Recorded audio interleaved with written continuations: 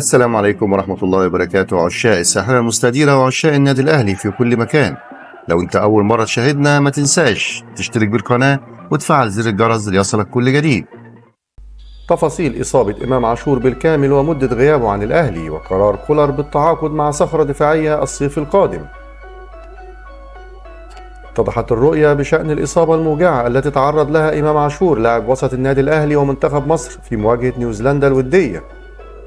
وقال الإعلامي أحمد شوبير في تصريحات تلفزيونية عبر أونتاين سبورت التشخيص الذي خضع له إمام عاشور كشف عن تعرضه بخلع من بين الترقوة والكتف.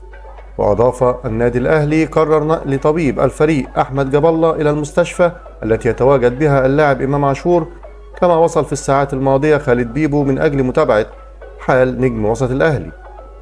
وتابع النادي الأهلي يسير نحو خضوع إمام عاشور إلى تدخل جراحي، وذلك سوف يكون من خلال الطبيب أشرف محرم الذي قام بالجراحة للاعب رضا سليم.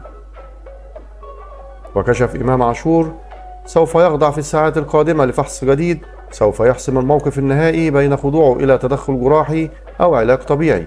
على جانب آخر كشف مصدر خاص داخل النادي الأهلي عن اهتمام النادي الأهلي في الحصول على خدمات إياد العسقلاني لاعب روستوف الروسي خلال فترة الانتقالات الصيفية المقبلة لتدعيم صفوف الأحمر في الموسم المقبل.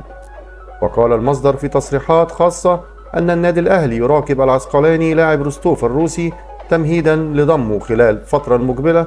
وأضاف مارسيل كولر مدرب النادي الأهلي طلب تدعيم مركز الدفاع بعد استقراره على رحيل محمود متولي بسبب الإصابات المتكررة بجانب الغيابات التي ألمت الفريق في الفترة الأخيرة.